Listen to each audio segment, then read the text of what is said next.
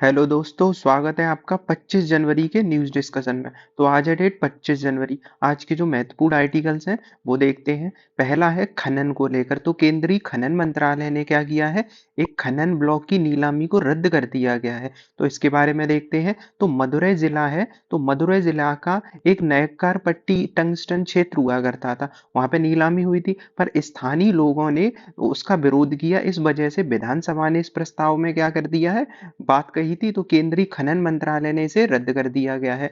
अब ये जगह कौन सी है और ये हमें याद रखना। तो हमने सबसे पहले क्या देखा, खनन क्षेत्र बंद किया गया। दूसरा नाम है टंगस्टन क्षेत्र। और टंगस्टन क्षेत्र कौन सा है और टंगस्टन किस लिए यूज होता है, ये सारी बातें जाननी है।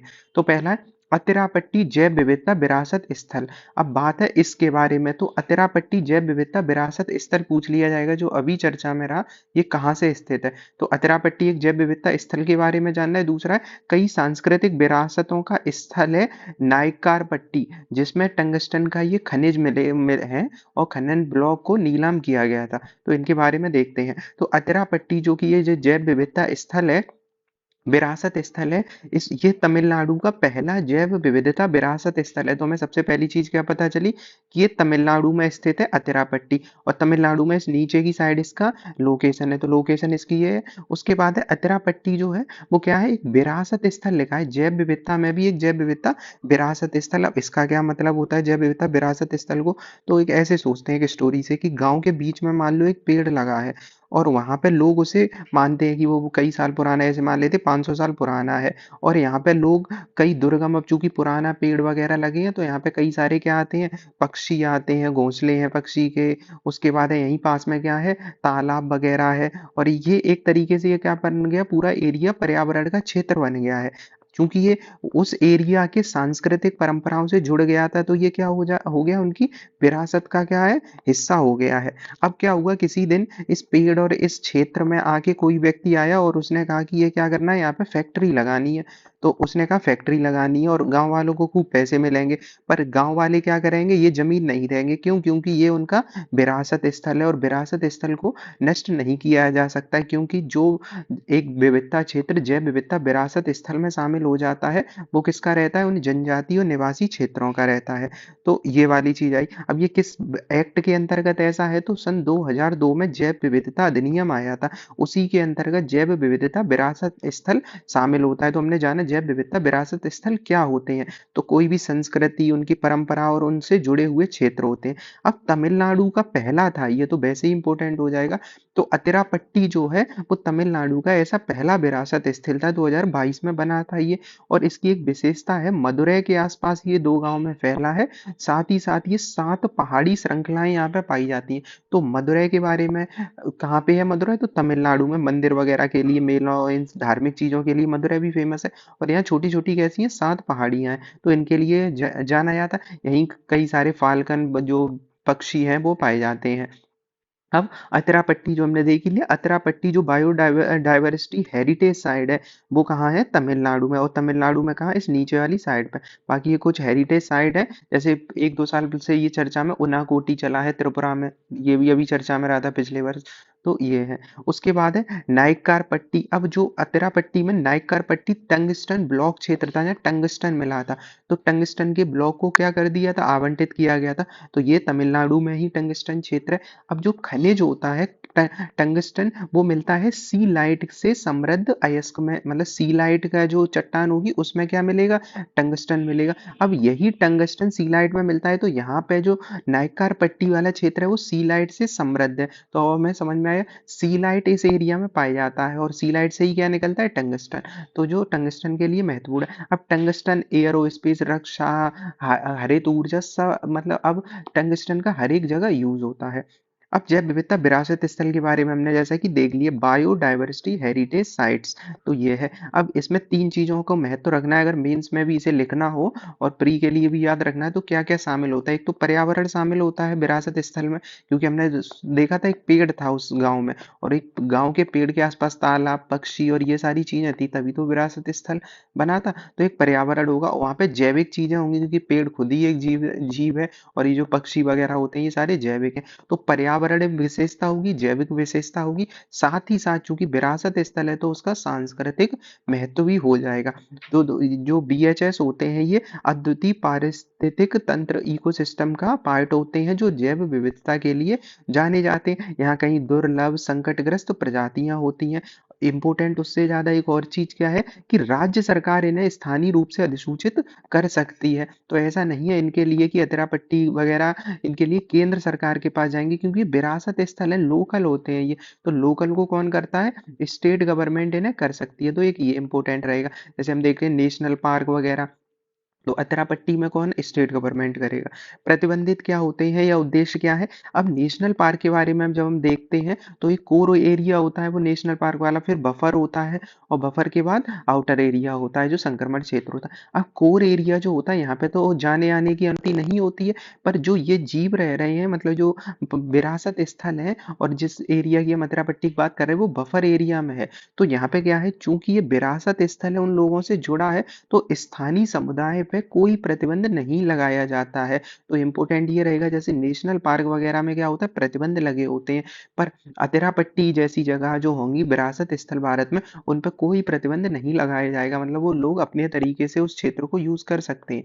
तो ये देखा, इसका अंतर्राष्ट्रीय महत्व भी तो कोई होता होगा। तो एक सीवीडी पढ़ते हैं हम, पृथ्वी सम्मेलन के अंतर्गत बना था, तो सीवीडी कन्वेंशन ऑन बायोडाइवर्सिटी। तो अगर हम विरासत स्थल बनाएंगे और इससे क्या होगा, पर्यावरण का संरक्षण होगा, तो कहीं ना कहीं हम सीवीडी के जो अनुरूप कार्य कर पा रहे हैं, कन्वेंशन ऑन बायोडाइवर्सिटी, हम क्या करेंगे, जैव विविधता को बचाने का कार्य कर रहे हैं। तो ये देखा हमने। अब 2002 के अंतर्गत कार्य करता है ये, राज्य सरकार के अंतर्गत ये बनते हैं। स्थानीय रूप से स्थानीय निकाय द्वारा 7 सदस्यीय एक समिति बनाई जाती है और वो इसे करती है। अब टंगस्टन वाला एरिया देखें, क्योंकि बात तो पूरी टंगस्टन पे अटकी थी। तो टंगस्टन जो है वो एक घना धातु होता है। टंगस्टन कैसा? दुनिया के सबसे कठोरतम, असाधारण कठोरता इसमें पाई जाती है, और ये अति गर्मी को सहन कर सकता है। मतलब इसका गलनांक 3400 सेल्सियस के आसपास होता है, तो बहुत ज्यादा है। मतलब लोहा तो बहुत जल्दी गल जाता है, इसका 3400 सेल्सियस के आसपास है, तो इसका उच्च गलनांक होता है। अब टंगस्टन को हम जो सबसे बचपन से सुनते आए हैं, टंगस्टन बल्ब में यूज होता है, तो बल्ब में जो अंदर लगा होता है वो टंगस्टन ही तो होता है। वो देखने में तो मुलायम सा लगता है, पर जो धातु इतना टेम्परेचर झेल रही है, वो धातु कैसी होगी? उच्च गलनांक वाली होगी, तो इसकी कठोरता ज्यादा होती है। अभी देखा, ये सीलाइट के जो अयस्क होते हैं उनमें ये पाया जाता है, और इन्हें ही कहते हैं, सीलाइट वाले में जो होता है कैल्शियम टंगस्टेट, और इसी से नाम निकला है टंगस्टन। दूसरे तरीके के एक और खनिज होते हैं जिनमें ये मिलता है, उसका नाम है वोल्फ्रामाइट करके। तो एक सीलाइट है और एक वोल्फ्रामाइट करके, इन दोनों में ये मिलता है। अब अब जो ये टंगस्टन है, ये भारत के प्रमुख खनिज है। प्रमुख खनिज क्यों है, ऐसे कैसे कह दिया? तो खनिज और खान मंत्रालय, मतलब खनिज और खान मंत्रालय के अंतर्गत जो होता है, अधिनियम आया था 1957 में, जो खनन वगैरह हम करते हैं सरकार के अंतर्गत, तो उसका अधिनियम आया था खान और खनिज विकास और विनियमन अधिनियम 1957। 1957 में ही क्यों, 1956 के आसपास हमारा द्वितीय क्या आया था, योजना आयोग आया था। तो इस टाइम तक हमारी भारी इंडस्ट्री लगने लगी थी, तो टंगस्टन को क्या, एक खनिज प्रमुख घोषित कर दिया गया था। उपयोग, ये सारी चीजें देख रहे हैं, सब जगह इनका उपयोग हो जाता है, इलेक्ट्रॉनिक्स, चिकित्सा और प्रौद्योगिकी सारे में। तो यूपीएससी में जो भी क्वेश्चन आते हैं उनमें टेक्नोलॉजी और ऐसी चीजों का यूज ज्यादातर हो ही जाता है, तो हर एक क्षेत्र में इनका यूज हो जाता है। तो इलेक्ट्रॉनिक्स, एरोस्पेस, चिकित्सा और अन्य में। उसके बाद है टंगस्टन के प्राथमिक भंडार भी देख लेते हैं। तो कर्नाटक वाला एरिया टंगस्टन का प्राथमिक भंडार है। अब चूंकि ये कर्नाटक में तो टंगस्टन सबसे ज्यादा पाया जाता है, तो तभी तो तमिलनाडु वाले क्षेत्र में इसकी थोड़ी मात्रा पाई जा रही है। तो कर्नाटक टॉप पे रहेगा 41% के आसपास। अब इसमें देखने से हमें लग रहा था टंगस्टन इलेक्ट्रॉनिक्स में काफी यूज होता है, तो ऐसे याद कर सकते हैं इसे। टंगस्टन अगर इलेक्ट्रॉनिक्स में यूज होता है तो यही कौन सा राज्य, मतलब एक क्षेत्र है, बेंगलुरु। तो बेंगलुरु वाला एरिया तो टेक्नोलॉजी के लिए जाना ही जाता है, तो वहां पे टंगस्टन का यूज हो जाएगा। तो चित्रदुर्ग और मैसूर वाला एरिया में 41%। दूसरा स्थान है राजस्थान का 27%, और तीसरा स्थान है आंध्र प्रदेश का। तो ये तीनों याद रखने, राजस्थान सेकंड नंबर पे है, बाकी कर्नाटक और आंध्र प्रदेश दोनों साउथ के हैं, जो फर्स्ट और थर्ड पे है। दुनिया में देखें तो चाइना ही टंगस्टन का मेन क्षेत्र है, मतलब जो टंगस्टन का भंडार है चाइना में है। अब अगला है मन्नान समुदाय के बारे में। तो हुआ क्या है कि मन्नान समुदाय जो है, मन्नान समुदाय वो केरला का है। तो केरला वाले का एरिया का एक समुदाय है। यहाँ की एक विशेषता है कि ये जनजाति हैं, जो ये क्या है, ये जनजाति क्षेत्र है। और जनजाति क्षेत्र में कैसे जनजाति क्षेत्र है, जिनका अभी भी एक राजा होता है। तो केरल का एकमात्र आदिवासी राजा है यहाँ के मन्नान के। और वो राजा को अभी गणतंत्र दिवस की परेड जो है होनी है कल, वो 26 जनवरी को, उसमें इनको बुलाया गया है। तो क्या आ सकता है कि मन्नन राजा या मानन राजा जो है, मनन का पढ़ सकते हैं या मन्नान पढ़ सकते हैं। तो मनन राजा या मन्नन राजा है, वो कहाँ के, केरल के एक आदिवासी राजा है। इन्हें पहली बार गणतंत्र दिवस में शामिल किया गया है। तो पूछा जाएगा वो किस क्षेत्र से है, तो ये समुदाय कहाँ का है, केरल वाले से क्षेत्र का है। इन जनजातियों के बारे में देखते हैं। तो ये एक कौन सा एसटी है, मतलब अनुसूचित जनजाति है। ये इडुक्की जिला जो कि केरल में है, इडुक्की जिले के इडुक्की वन्यजीव अभयारण्य वाला एरिया है। तो इडुक्की जो वन्यजीव अभयारण्य है उसमें ये पाए जाते हैं। तो इडुक्की वाला, अब ये पूछा जाएगा कौन सा समुदाय, या अभी जो समुदाय परेड में शामिल हुआ था वो किस जनजाति क्षेत्र में मतलब कौन सा अभयारण्य क्षेत्र में वो निवास करता है। तो कौन सा, इडुक्की में ये निवास करते हैं। और इन ये कौन से एरिया में रहेंगे, बफर एरिया में, क्योंकि कोर एरिया में तो कोई रह ही नहीं सकता है। तो बफर एरिया में इनको रखा जाता है। तो बफर एरिया में ये रहते हैं। इनकी अनूठी एक बोली भी है जो तमिल और मलयालम दोनों से मिली है, क्योंकि दोनों राज्य ही है। इधर मलयालम बोली जा रही है केरल में, और इधर तमिल बोली जा रही है ये बीच वाले एरिया में। तो तमिल और मलयालम के मिश्रण से इनकी एक अलग भाषा है। दूसरा, इनका वंश कैसा है, मातृवंशी वंश रहेगा। मतलब जो परंपरा स्टार्ट होगी वो कैसे होती है, महिला से, जो राजा बनता है तो महिला परंपरा में। ये इनका सांस्कृतिक महत्व क्या है कि राजा मन्नान वंशानुगत होता है। मतलब क्या होगा, यहाँ पे जो राजा होगा, राजा, अगला राजा कौन बनेगा, तो महिला पक्ष से बनेगा। जैसे उनकी बहन का जो अगला पुत्र होगा वो राजा बनेगा। तो हमेशा पद कैसा होगा, स्त्री प्रधान होगा। तो वंशानुगत होता है। इसमें एक अनूठा इनका कला रूप होता है। कला रूप क्या होता है, मन्नान कुथु। मन्नान कुथु क्या है, कुछ संगीत कविताएं होती है ना, उनका समारोह टाइप का एक उत्सव मनाया जाता है, कला प्रस्तुत करी जाती है गा के। तो उसे कहते हैं मन्नान कुथु। कुथु लग रहा है ना कथा से। तो ये गाने को, जो इनकी कविताएं वगैरह है, उन्हें कथा के रूप में पेश करेगा। ऐसे याद कर लेना, मन्नान कुथु।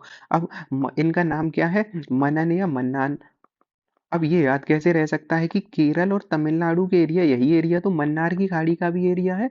तो यहाँ हम पढ़ते हैं मन्नार की खाड़ी। तो मन्नार की खाड़ी और मन्नार जो जगह है वो इसी एरिया में साउथ में, तो ये केरल में हो जाएंगे। अगला है 2024 में जलवायु परिवर्तन।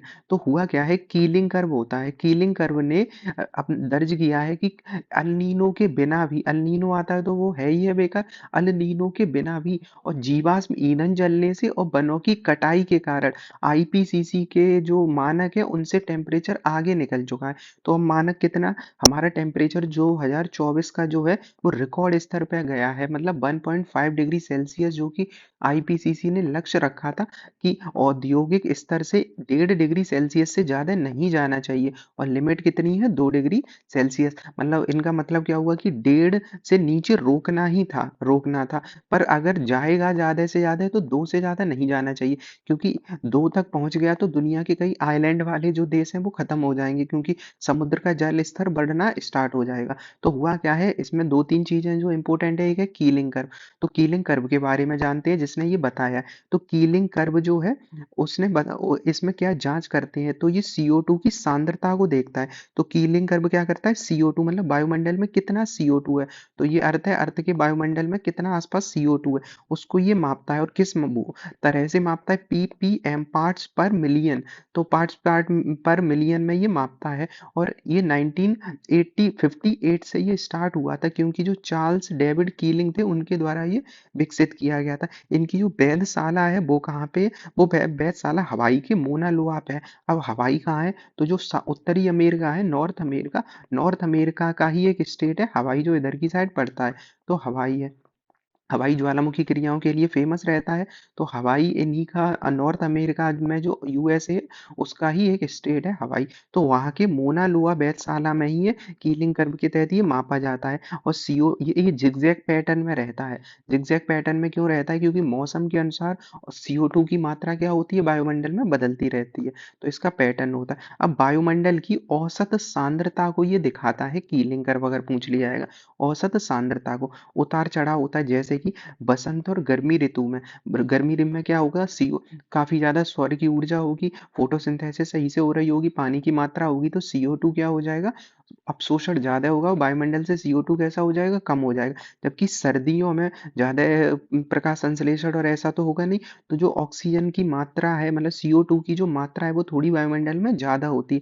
अब ये स्टेटमेंट में पूछ सकता है कि CO2 की मात्रा किस मौसम में ज्यादा होती है, तो सर्दी के मौसम में ज्यादा होती है, क्योंकि पौधे कैसे हो जाते हैं, निष्क्रिय हो जाते हैं। अब ये तो शॉर्ट टर्म था, लॉन्ग टर्म में कैसे हमें पता है कि CO2 की मात्रा बढ़ रही है, तो 1958 में जब पहली बार ये हो रहे थे कीलिंग कर्व, तब 315 पार्ट्स पर मिलियन हुआ करता था कार्बन डाइऑक्साइड की मात्रा। अब 2025 में 420 पार्ट्स पर मिलियन उसकी मात्रा हो चुकी है। तो ये हमने देखा। उसके बाद है अगला आर्टिकल कावेरी को लेकर। तो कावेरी का क्या है, तो कावेरी दक्षिण की गंगा है। तो कावेरी नदी को लिंक किया जा रहा है दक्षिण में बेल्लार से। एक बेल्लार नदी, तो कावेरी का पानी जाएगा बेल्लार नदी में। इसी के लिए अभी ये मुद्दा चल रहा है। तो केंद्र सरकार ने अभी इस परियोजना को मंजूरी दे दी है तमिलनाडु वाले एरिया में। तो अब कावेरी का देखें एरिया, तो कावेरी कहाँ से निकलती है, कर्नाटक वाले एरिया में। कर्नाटक से ये निकलती है और कर्नाटक से निकलने के बाद तमिलनाडु में आती है। पर इसका जो प्रवाह क्षेत्र है वो उसमें केरल भी आ जाता है, पौंडुचेरी, क्यों, क्योंकि सहायक नदियां हैं वो इधर से जा रही हैं, तो इसका परिवहन जो क्षेत्र है उसमें बड़ा है। तो कर्नाटक से आते हुए ये कहाँ पे आती है, तमिलनाडु में। अब बीच वाले एरिया में मैटूर बांध है, जो मैटूर बांध हम पढ़ते हैं, तो मैटूर बांध कहाँ पे है, ये तमिलनाडु वाले एरिया में है। इधर कुछ नदी मिल रही है जैसे कावेरी नदी, तो पहले हमें कावेरी का एरिया पता चला। अब ये तंजौर के आसपास बे ऑफ बंगाल में गिर रहा, कावेरी गिरती है, तो तंजौर वाला एरिया याद रखना है, तंजौर वाला एरिया इधर की तरफ मिलेगा। और मदुरई जिला नीचे है, जहाँ पे हमने कुछ दिन पहले ही पढ़ा था। यहाँ कौन सी नदी बहती है, बैगई नदी। तो बैगई नदी बहती है मदुरई वाले एरिया में। तो कावेरी का जल बेल्लार नदी में जाएगा। बेल्लार नदी तमिलनाडु में जलापूर्ति करेगी और इससे क्या होगा, वहां पे कृषि का खाद्य उत्पादकता बढ़ेगी। तो ये है। अब यहाँ पे देखते हैं कावेरी के बारे में, तो ये नीलगिरी की पहाड़ियां हैं। नीलगिरी की पहाड़ियों की ऊंची चोटी डोडा बेटा है, तो ये डोडा बेटा के थोड़े ऊपर से बहते हुए कावेरी ऐसे करके यहाँ से आती है। और नीचे की तरफ बैगई है, और बैगई नदी के इधर कौन सा, अनाई मुड़ी वाली रेंज है। तो अन्नामलाई और नीलगिरी की रेंज है इस एरिया में। और ऊपर है सेबरॉय की पहाड़ियां, जो हमने थोड़ा मैपिंग भी देख ली। और ये कहाँ गिरती है, पाक जो स्ट्रेट है उसके आसपास वाला एरिया। तो ये देखा। इसके बाद है परियोजना का अवलोकन। तो कावेरी और दक्षिण बेल्लार लिंक परियोजना, बाढ़ का अतिरिक्त पानी क्या होगा, तमिलनाडु में जाएगा, सलेम जिले में। और सरबंगा बेसिन के सूखे टैंकों में मोड़ा जाएगा। तमिलनाडु में थोड़ा सूखा कैसा पड़ता है, ज्यादा पड़ता है। तो ये वाली बात हुई। कर्नाटक की चिंताएं क्या है, कर्नाटक का ये कहना है कि ऐसा नहीं होना चाहिए, क्योंकि कावेरी का पानी अगर ज्यादा तमिलनाडु में चला जाएगा तो कर्नाटक के नागरिकों के हित प्रभावित होंगे। तो ये इनका विचार है। कावेरी नदी के बारे में देखते हैं, जो मेन है वो कावेरी के बारे में ही याद रखना है। तो कावेरी के बारे में देखें, तो कावेरी तमिल में पोन्नी नदी के नाम से जानी जाती है, पवित्र है, इसका दक्षिण भारत की एक पवित्र नदी है। अक्सर इसे दक्षिण की गंगा कहते हैं, क्योंकि ये पवित्रता गंगा की तरह इसकी। दूसरा एक इसकी विशेषता और है, ये दक्षिण भारत की ऐसी नदी है जो कैसी है, सदा नीरा नदी है। क्योंकि दक्षिण भारत की नदियां कैसी होती है, मौसमी नदी होती है। कावेरी में हर महीने पानी रहता है, तो पवित्रता इसकी ज्यादा है। कहाँ से निकलती है, ब्रह्मगिरी की पहाड़ियों से निकलती है। कहाँ से, ब्रह्मगिरी की पहाड़ियों से निकलती है। उसके बाद देखते हैं कावेरी की सहायक नदियां। तो कावेरी की सहायक नदियां अर्कावती, हेमवती, ये सारी कौन सी है, बाएं तट से हैं। तो कौन सी, बाएं तट से हैं, तो ये इधर से मिलेगी अर्कावती, हेमवती। कृष्णराज सागर के पास कावेरी नदी में मिलती है। उसके बाद है हेमवती मिलती है। उसके बाद है सिमसा है और हरंगी है। तो अर्कावती हेमवती ने याद कैसे रख सकते हैं, इनमें सब महिला जैसे नाम लगेंगे, जैसे अर्कावती, हेमवती, हरंगी। तो याद रखना थोड़ा आसान रहेगा, और अर्कावती, हेमवती, सिमसा और हरंगी। उसके बाद है दाएं किनारे से कौन सी मिलती है, लक्ष्मण तीर्थ। लक्ष्मण तीर्थ, अब राम के साथ लक्ष्मण ने यहाँ पे गए थे, तो लक्ष्मण तमिलनाडु वाला एरिया, तो यहाँ पे एक नदी मिलती है लक्ष्मण तीर्थ, ऐसे याद रख सकते हैं कावेरी में। स्वर्णवती, स्वर्ण रेखा नदी नहीं है, स्वर्ण रेखा नदी तो ऊपर उड़ीसा की तरफ देखते हैं। ये कौन सा, स्वर्णवती नदी। नोएल, भवानी, काबिनी, तो ये भी वैसे ही नाम आ गए, भवानी, काबिनी। तो ये है।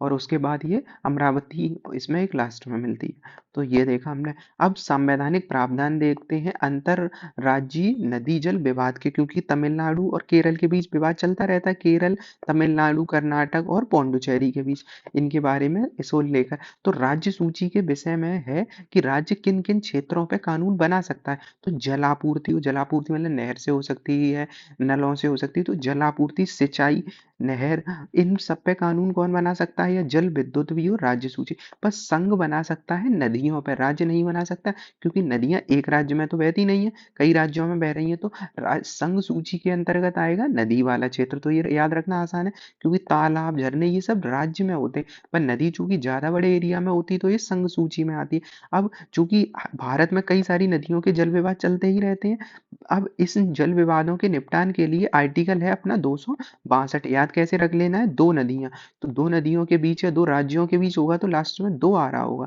तो 262 दो दो बार आ रहा है, तो दो राज्य की दो नदियां ऐसे याद कर सकते हैं इसे। तो 262 है आर्टिकल, जिसमें क्या है, संसद को कानून बनाने की शक्ति है, क्योंकि कानून कौन बनाएगा? संसद। अब यहाँ पे और इम्पोर्टेंट एक बात है, हम जानते हैं कि सुप्रीम कोर्ट में हर मामला चला जाता है, पर संसद के पास कानून बनाने का ज्यादा अधिकार है, इसलिए इस आर्टिकल के तहत सुप्रीम कोर्ट को इस क्षेत्र में क्या है, अधिकार नहीं है, मतलब उन्हें अधिकार क्षेत्र से वंचित किया जा सकता है सुप्रीम कोर्ट को 262 के तहत, ऐसा इस आर्टिकल में कहा गया है। हालांकि सुप्रीम कोर्ट के पास अपनी हमेशा से शक्ति होती है, वो किसी भी को पुनरावलोकन कर सकते हैं किसी भी मुद्दे का, पर जो कानूनी रूप से प्रावधान है 262 के तहत, वो यही है कि सुप्रीम कोर्ट को वंचित किया जा सकता है, क्योंकि संसद इस मामले को देखेगी। अब इनके लिए अंतर्राज्यीय नदी जल विवाद संसद ने बनाया था, तो 1956 में ही तो राज्यों का पुनर्गठन हो रहा था, तो सोचा गया कि अब तो राज्यों में नदियों में विवाद भी होगा। तो हुआ क्या कि राज्यों में जब नदियों का विवाद हुआ, तो उनके लिए विवाद होगा, तो उनके लिए राज्य अंतर्राज्यीय जल विवाद अधिनियम आया था। इसमें क्या गया था कि यदि कोई राज्य केंद्र से न्यायाधिकरण के गठन का के लिए संपर्क करता है, न्यायाधिकरण क्या होते हैं, जैसे 323 में हम अधिकरण पढ़ते हैं, एनजीटी वगैरह बनते हैं, तो न्यायाधिकरण स्पेशल बनाए जाते हैं कोर्ट। तो कोई राज्य केंद्र सरकार से न्यायाधिकरण के गठन के संपर्क करता है, तो केंद्र सरकार को पहले परामर्श के माध्यम से हल करने का प्रयास करना चाहिए। तो इसमें क्या कहा गया है 1956 के अधिनियम में, कि अगर राज्यों को कोई विवाद है केंद्र के पास जाएगा, केंद्र उन्हें बातचीत से शामिल, मतलब वो मुद्दे को सुलझाएगा। फिर क्या हुआ 2002 में के संशोधन क्या आया, इसके बाद क्या आ गया, एक नदी जल विवाद क्या होगा,